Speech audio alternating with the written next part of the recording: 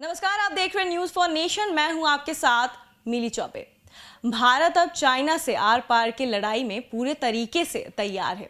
आपको बता दें कि 2020 में चाइना और भारत के बीच जो हुई झड़प के दौरान आमतौर पर जिस तरीके के वेपन, जिस तरीके के हथियार का इस्तेमाल किया जाता है, झड़प के दौरान चाइना ने उसे हटकर कांटेदार डंडे और पत्थरों का इस्तेमाल किया था भारतीय सैनिक को घायल करने के लिए।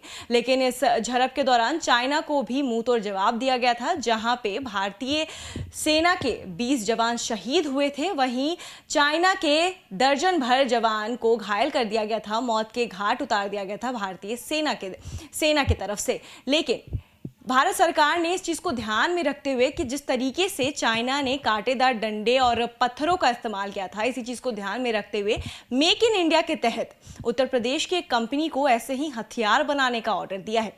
क्या किस तरीके के हथियार तैयार किए गए हैं कंपनी के द्वारा, आपको बताते हैं, और किस तरीके से कोई भारतीय सेना इस हथियार को इस्तेमाल करेगी, आपको बताते हैं इस पूरे रिपोर्ट में।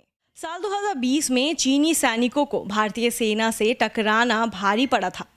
एक तरफ जहां 20 की संख्या में भारतीय जवान शहीद हुए थे, तो वहीं 2 दर्जन से ज्यादा चीनी सैनिकों भी लहूलुहान हुए थे।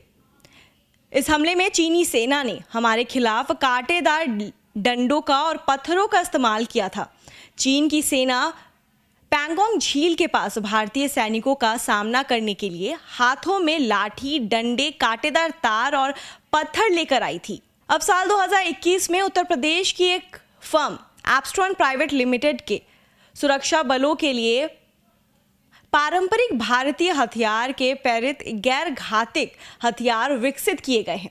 गौरतलब है कि बीते गलवान झड़प में चीन द्वारा हमारे सैनिकों के खिलाफ तार वाली लाठी, टेसर का इस्तेमाल करने के बाद सुरक्षा बलों ने इस फर्म को गैर घातक हथियार विकसित करने के लिए कहा था, जिसके निर्देश अनुसार फर्म ने वज्र, त्रिशूल, भद्र, तंड, सेपर पंच जैसे हथियार बनाए हैं। मेक इन इंडिया के जरिए नोएडा स्थित एप्स्ट्रॉन कंपनी को सुरक्षा बलों से इन हथियारों को बनाने का काम मिला है। इसमें वज्र एक मेटल की लाठी है जिसमें दुश्मन को जोर से झटका देने के लिए करंट है। सामने आने वाले किसी भी दुश्मन को ये कुछ देर के लिए बेहोश कर सकती है। वहीं एक हथियार त्रिशूल है, जिसे हमारे पुराणों में काफी पवित्र माना जाता है। त्रिशूल एक बेहद ही खतरनाक हथियार माना जाता है। त्रिशूल की नोक इस कदर पैनी होती है कि इंसान के शरीर से पल भर में आर पार हो जाती है। इसको चलाने के लिए भी विशेष प्रकार की ट्रेनिंग दी जाती है। अगर इस त्रिशूल में करंट बहने लगे तो ये और भी घातक हो जाता है। साथ ही सेपर पंच यानी कि बिजली वाली ग्लव्स है, जो दुश्मन पर पंच मारने में काम आती है। ये करीब 8 घंटे तक बिजली से चार्ज रह सकता है। ये वाटरप्रूफ या 0 से 30 के तापमान में काम कर सकता है। तंड बिजली से चलने वाला डंडा है। ये 8 घंटे तक बिजली से चार्ज रह सकता है और वाटरप्रूफ भी है।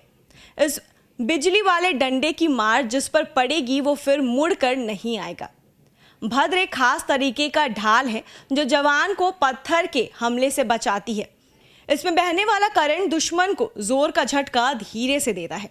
अभी के माहौल में जहां पे गोली बारूद इस्तेमाल किया जाता है लड़ाई और झड़प के दौरान, वहीं भारत सरकार सेना के लिए पारंपरिक हथियारों का इस्तेमाल करने के लिए पारंपरिक हथियार बनवाया गया है। उसको और मॉड्यूल करके सेना की सुरक्षा के लिए भारत सरकार ने सेना को पारंपरिक हथियार सौंपा है। ऐसी खबरों में बने रहने के लिए देखते रहिए न्यूज फॉर नेशन। नमस्कार।